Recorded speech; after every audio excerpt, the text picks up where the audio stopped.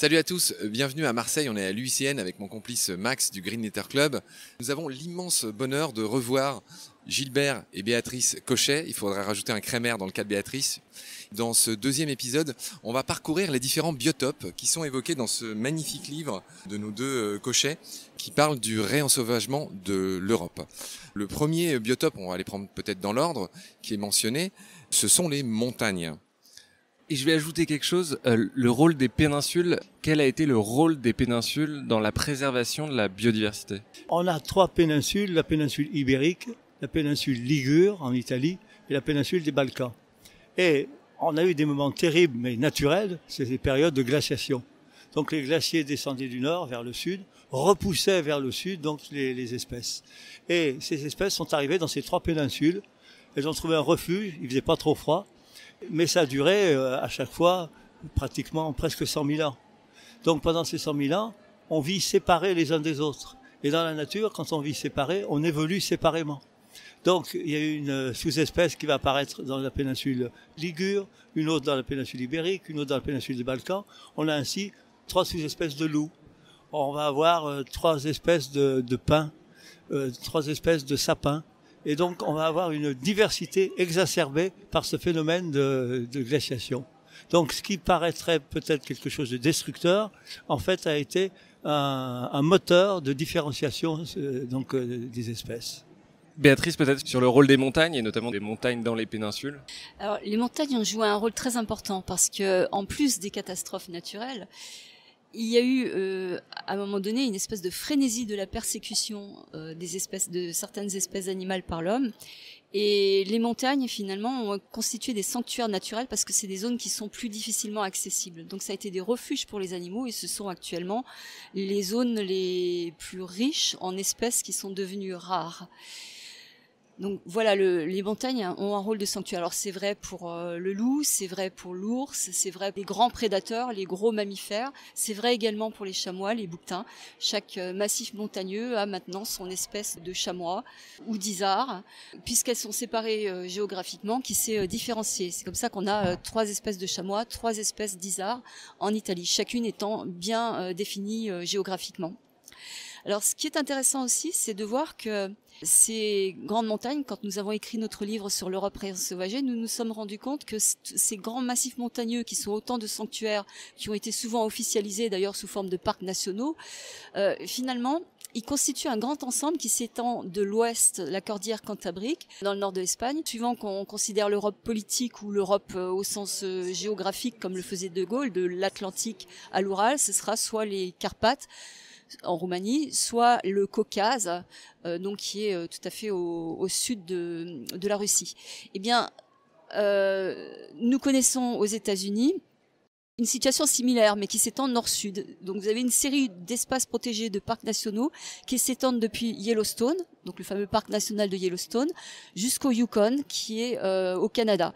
Donc les Américains, par différentes méthodes, je rentrerai pas dans le détail, ce serait trop long, se sont rendus compte qu'il y avait une nécessité de circulation de certains animaux et notamment ce qu'on appelle les espèces parapluies, c'est-à-dire celles qui ont besoin le plus d'espace, comme le loup.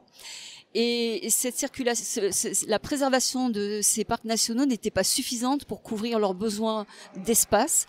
Et donc, ils ont imaginé de protéger tout un ensemble de zones qui s'étend de Yellowstone au Yukon. C'est ce qu'ils ont appelé le programme Y2Y, Y2Y. Il y a un petit jeu de mots. Donc, le premier Y pour Yellowstone, le deuxième pour le Yukon et le tout en anglais, ça veut dire vert.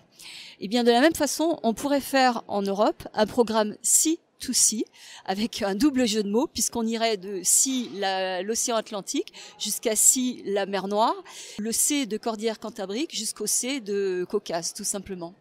Cette recréation d'un grand corridor entre les différents sanctuaires montagnards me paraît absolument essentielle.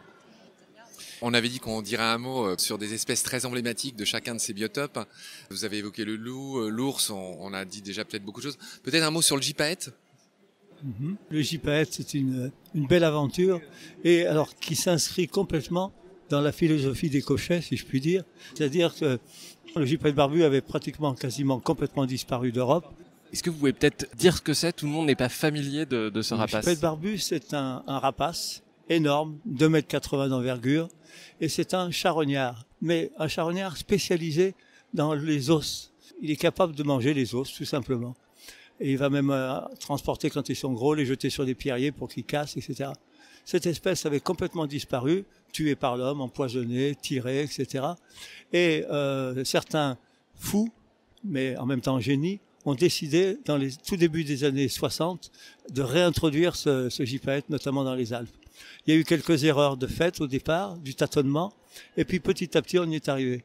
Aujourd'hui, on a une 60aine de couples dans l'ensemble de la chaîne des Alpes, et on en a presque 200 dans la chaîne des Pyrénées.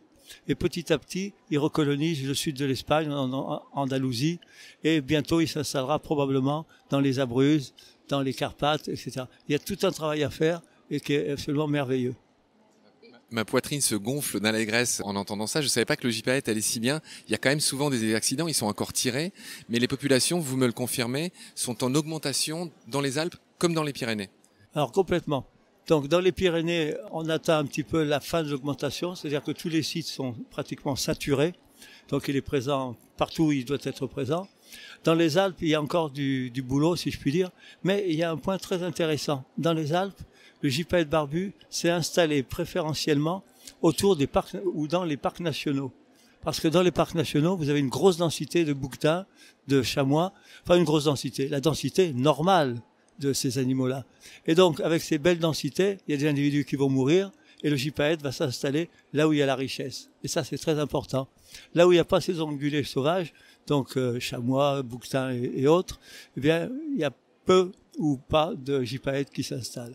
Donc c'est un fonctionnement global qu'il faut recréer. Ce mot de fonctionnement est extrêmement important parce que le gypaète est en interrelation avec les autres animaux, donc notamment les chamois, les bouquetins, et un de ses rôles, c'est pas le seul, ça va être, avec l'ensemble des autres vautours, de limiter la propagation des maladies. Parce qu'à partir du moment où un cadavre est repéré, et ça se fait très rapidement parce que les vautours parcourent de grandes distances, ont une très bonne vue et surveillent en permanence ce qui se passe, le cadavre va être éliminé en un quart d'heure, 20 minutes. Donc, et le pH de l'estomac de ces vautours est tellement acide qu'aucun microbe ne survit.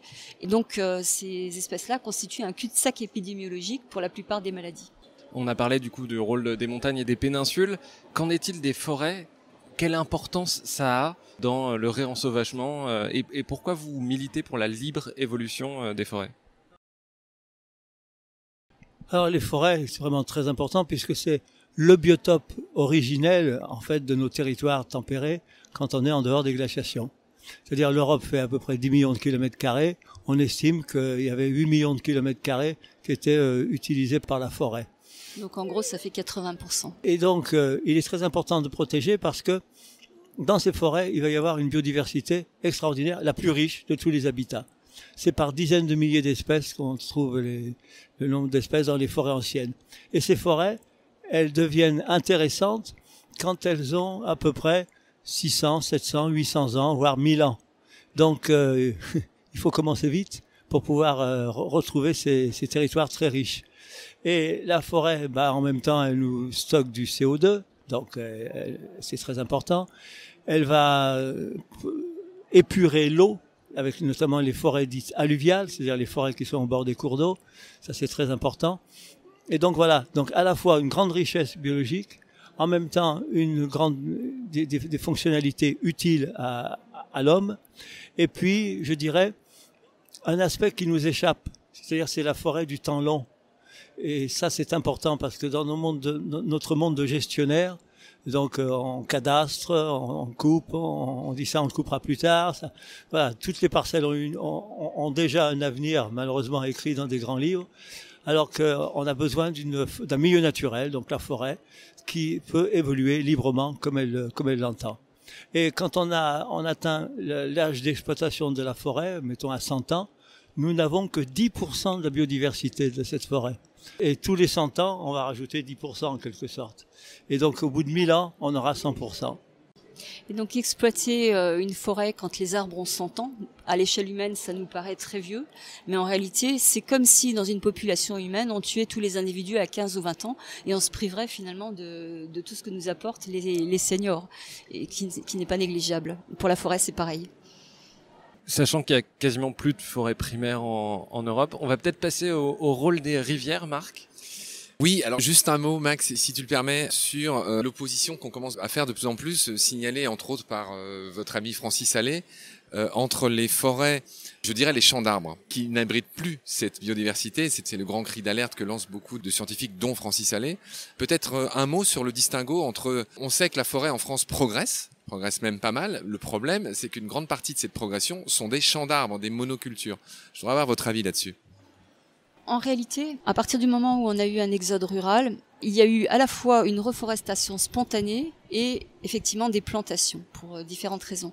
Et la bonne nouvelle, c'est que les espaces plantés, ce que vous appelez les champs d'arbres, à juste titre, ça ne représente que 15% de la progression forestière. Donc c'est pas la part la plus importante. Et c'est pour ça que nous nous réjouissons de ce retour de la forêt. Alors, il ne faut pas jeter le bébé et l'eau du bain. La forêt nous apporte effectivement du bois, un écomatériel qui est extrêmement important, mais il faut savoir l'utiliser avec parcimonie. C'est un matériel noble. Et par contre, avoir le courage de laisser toute une partie de la forêt en libre évolution, donc c'est-à-dire non exploitée, non prélevée, en non-gestion en quelque sorte. Merci pour cette précision. Ainsi s'achève le 2e épisode. On aura le plaisir de vous retrouver très vite pour aborder d'autres biotopes importants que vous racontez dans votre livre. Merci, salut, à bientôt.